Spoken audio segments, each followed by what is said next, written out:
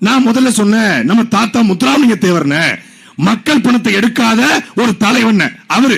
டேய், நான் ஒண்ணு சொல்றேன், மூக்கையா தேவர்ரா மக்கள் பணத்துக்கு ஆசைப்படாத ஒரு தலைவன், மக்களுக்காக சட்டசபையில பேசிய ஒரு தலைவன். மக்கள் காசை திருடாத ஒரு சட்டமன்ற உறுப்பினர் 2016 எம்எல்ஏ யாரு? நத்த எம்எல்ஏ ஆண்டி அம்பலம். இப்ப திமுக காரங்க நம்மளை எப்படி பாக்குறாங்கன்னா, நம்ம பங்காளிகள் எப்ப வேணா அடிச்சுக்கலாம், முதல்ல அவனை அடிங்க, விஜய விட்டாதீங்க, அவனை அடிச்சு அடியில இவங்க ஃப்ரெண்ட்ஸ் ஆயிட்டாங்க. பக்கத்துல ஒரு அமைச்சர் சொன்னாரா, காரைக்குடியில சீமான் வெல்றது பிரச்சனை இல்ல, சீமான்ட்ட காரைக்குடி ஒப்படைச்சீங்கன்னா சிவகங்கை மாவட்டத்தையே நீ மறந்துட வேண்டியதான். ஏன்னா தமிழ்நாட்டிலேயே சிவகங்கை மாவட்டம் 1,67,000 ஓட்டு வாங்கி நாடாளுமன்றத்தில் அதிக ஓட்டு வாங்கியிருக்காரு. சிவகங்கை காரைக்குடியை பிடிச்சா மானாமதுரைக்கு வருவாரு, பரமக்குடிக்கு வருவாரு, திருப்பத்தூருக்கும் வருவாரு, எனக்கும் உழ வைப்பாரு அப்படின்னு ஒருத்தர் சொல்லியிருக்காரு. உழ வைக்கிறது இல்ல, ஆல்ரெடி வச்சாச்சு. ரீல்ஸ் போடுறவெல்லாம் இங்க எம்எல்ஏ கேண்டிடேட் இல்லையா, ரூல்ஸ் போடுறவன் தான் எம்எல்ஏ கேண்டிடேட் இருக்கணும். எங்க அண்ணன் ரீல்ஸ் போடுற ஆள் இல்ல, ரூல்ஸ் போடுற ஆளு. தமிழ்நாடு சட்டசபையில் 1952 தொடங்கி யாரெல்லாம் சட்டமன்றத்தில் இருந்திருக்கிறார்கள், அந்த சட்டமன்ற உறுப்பினர்கள் யார் மக்கள் பணத்தை ஒரு காசு கூட எடுக்கல அப்படிங்கிற பட்டியலை நானும் ஹிமாயினும் உட்கார்ந்து போட்டோம். இந்த சட்டமன்ற உறுப்பினர் மக்கள் காசை எடுத்ததே இல்ல, மக்களுக்காக பேசியிருக்காரு. ஒரு 10 எடுப்போம். ஏன்னா 1952 2021 2400 பேர் ஆயிருக்காங்க. சரி, 2410 ஒரு விழுக்காடு கூட இல்ல, எடுத்தோம். நான் முதல்ல சொன்னேன், நம்ம தாத்தா முத்துராமலிங்க தேவர்ன மக்கள் பணத்தை எடுக்காத ஒரு தலைவன் அவரு. டேய், நான் ஒண்ணு சொல்றேன், மூக்கையா தேவர்ரா மக்கள் பணத்துக்கு ஆசைப்படாத ஒரு தலைவன், மக்களுக்காக சட்டசபையில பேசிய ஒரு தலைவன்.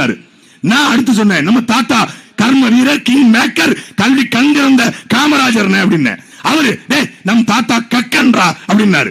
நான் அடுத்த சொன்னேன், ஒடுக்கப்பட்ட மக்களுக்காக, பொதுவுடைமை மக்களுக்காக பேசி போராடிய நம் தாத்தா ஜீவானந்தம் அப்படின்னு. அடுத்து அவர் சொன்னாரு முத்துராமலிங்க தேவர்றாரு. அடுத்து நான் சொன்னேன் மூக்கையா தேவர்னு. அடுத்து அவர் சொன்னார் காமராஜர். அடுத்து அவர் சொன்னார் கக்கன்னு. மாறி மாறி 5 தாண்டல. மூக்கையா தேவர், முத்துராமலிங்க தேவர், காமராஜர், கக்கனு, ஜீவானந்த தவிர 1952 பட்டியல் எடுத்தா மக்கள் காசை திருடாத, மக்களுக்காக பேசக்கூடாத ஒரு ஆள் இல்ல. சரி, இந்த திமுக ஆட்சியில யாருமே இல்லையா அப்படின்னு பார்த்தா ஒருத்தர் இருக்காரு.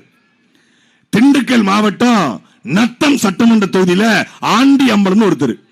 அவர் ஒருத்தர் தான் மக்கள் காசை திருடாத ஒரு சட்டமன்ற உறுப்பினர் 2016 எம்எல்ஏ யாரு? நத்த எம்எல்ஏ ஆண்டி அம்பலம். 2021 தோத்து போறாரு. இப்ப போய் அவர் சீட்டு கேட்டிருக்காரு. நீங்க இதுக்கு அன்பிட் அப்படின்னு நத்தத்துல திமுக சீட்டு கொடுக்கல. திமுக இருக்கிற ஒரு நேர்மையான மனுஷனுக்கு சீட்டு கொடுக்கல. மொத்தமாகவே இந்த 52 ஆண்டுகள்ல மக்களுக்காக மக்கள் காசை எடுக்காத ஒரு சட்டமன்ற உறுப்பினர் இதுவரைக்கும் உருவாகல. அதை உருவாக்கத்தான் காரைக்குடியில் அண்ணன் சீமான் அவர்கள் இந்த களத்தில் நிற்கிறார்.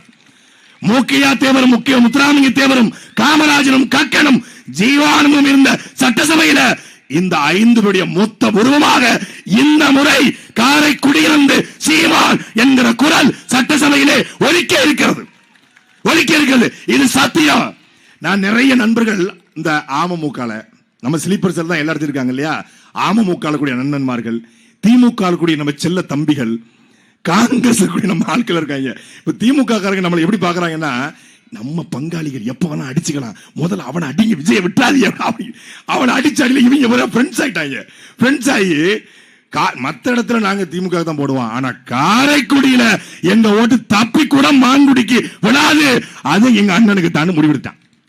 அதனால தான் இதுவரைக்கும் சீமான் என்கிற வார்த்தையை உச்சரிக்காத வாய்கள் முதலாக உச்சரிக்க தொடங்குது. ஏன்?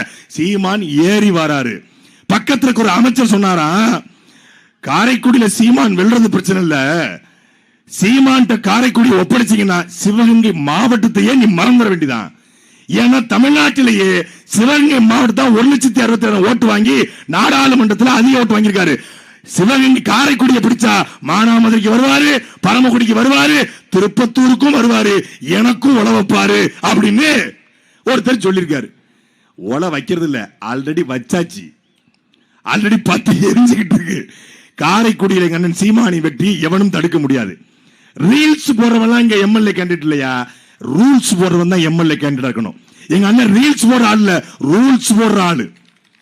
தம்பி நாராயணன் சொன்னாங்க, இந்த நிலக்குடை அமைச்சு கொடுத்ததுக்கு தான் ஓட்டு போடணும் அப்படின்னா, மாங்குடி நிலக்குடை அமைச்சு கொடுத்திருக்காரு.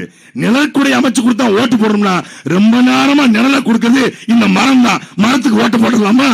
அதுதான் அதிகமான நிழலை கொடுக்குது. இது சொன்னது அண்ணன் சீமான். எனக்கு கருத்து சொல்லிடணும்ல. அப்போ சட்டமன்ற உறுப்பினர் என்பவர் யார்? காரைக்குடி மொத்த மக்களும் தேவக்கோட்டை மொத்த மக்களும் சட்டசபையில் பேச முடியாது. உங்கள் குரலாக ஒலிப்பதற்கு ஒரு தலைவன் தேவைப்படுகிறான்.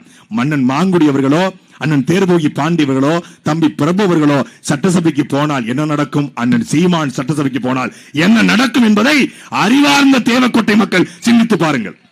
இவர்கள் போனால் அது வெறும் செய்தி. ஐயா மாங்குடியின் வெற்றி என்பது செய்தி. அண்ணன் தேர்போகி பாண்டியின் வெற்றி என்பது வெறும் செய்தி. தம்பி பிரபுவின் வெற்றி என்பது ஒரு செய்தி, அவ்வளவுதான். ஆனால் காரைக்குடியிலிருந்து சொந்த மண்ணிலிருந்து சீமான் வென்றார் என்பது வரலாறு. ஒருவனுடைய வெற்றிக்காக 12 கோடி மக்களும் காத்து கிடக்கிறான்.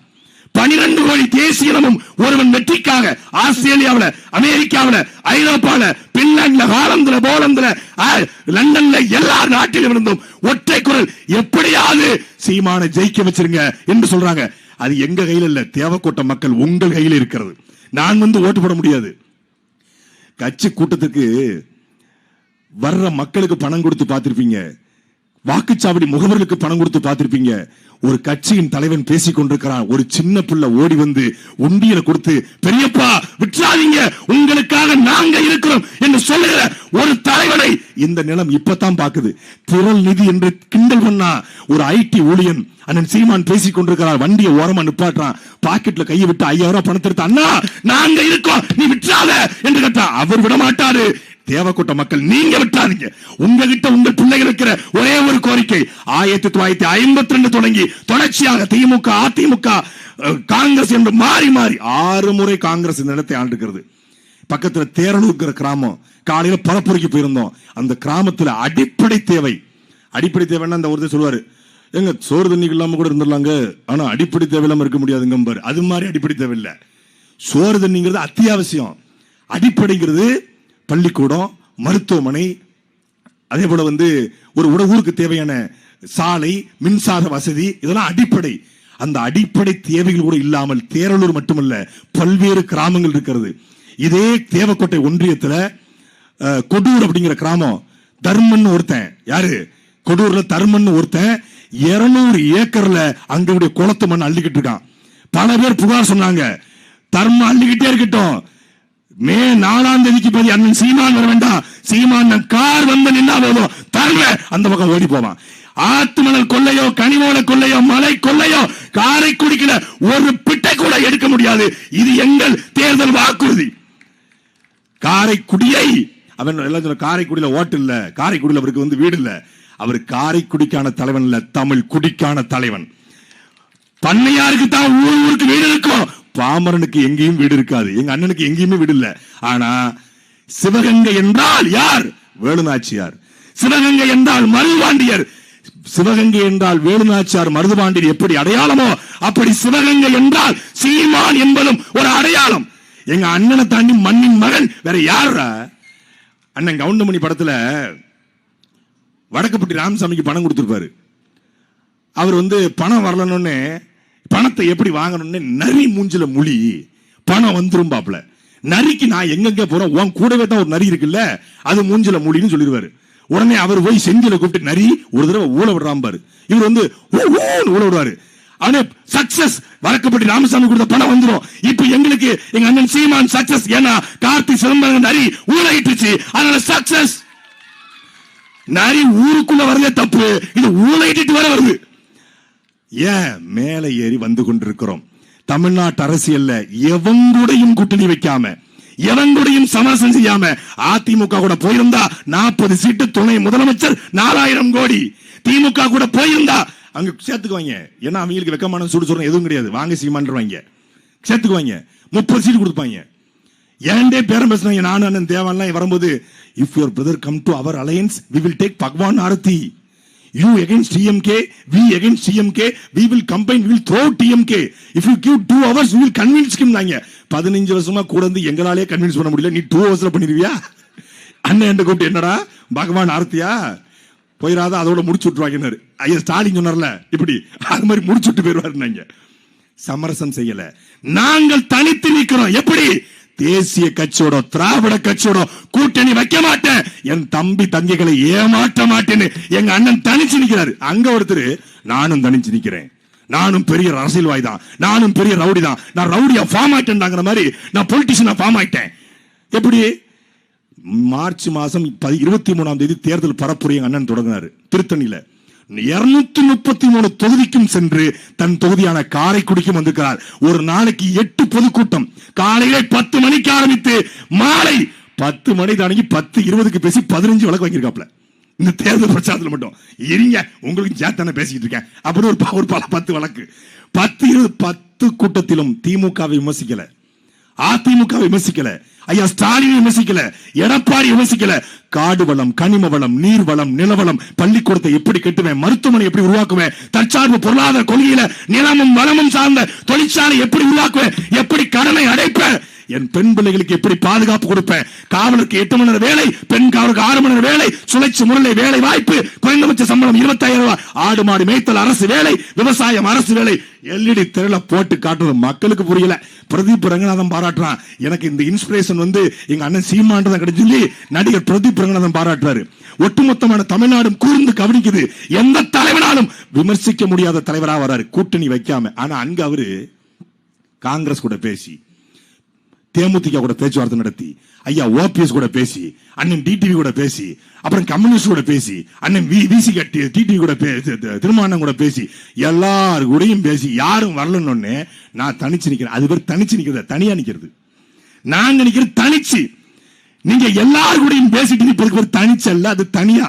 ஒரு பாட்டு உண்டு, என்ன மானம் உள்ள பொண்ணு இன்னும் மதுரையில கேட்டாக, அந்த மன்னார்குடியில் கேட்டாங்கிற மாதிரி, என்ன பக்கமாசு கட்சி இன்னு பாஜக கேட்டாக, என்ன பாடையில ஏத்த பார்த்தாக, என்ன அம்சமான கட்சி இன்னு அதிமுக கேட்டாக, அந்த அமமுக கேட்டாக, சீர்சனத்தியோட வந்து சின்னம்மாவும் கேட்டாக, அந்த சின்னையாவும் கேட்டாக, வீணா போன கட்சி இன்னு விசிகால கேட்டாக, என்ன வீணடிக்க பார்த்தாக, கருவருக்கும் கட்சி இன்னு காங்கிரஸ்ல கேட்டாக, அந்த கம்யூனிஸ்டும் கேட்டாக, மட்டமான கட்சி இன்னு மதிமுகவுல கேட்டாக, என் மானத்தை கெடுக்க பார்த்தாக, எல்லாம் வரும்னு காத்திருந்த பனையூருல என் ஆதவு உன்னால தனிச்சு நிக்கே முன்னால, என்ன பக்காமாசு கட்சி இன்னு பாஜக கேட்டாக, என்ன பாடையிலத்தை பார்த்தாங்கன்னு எல்லாரு கூடயும் பேசி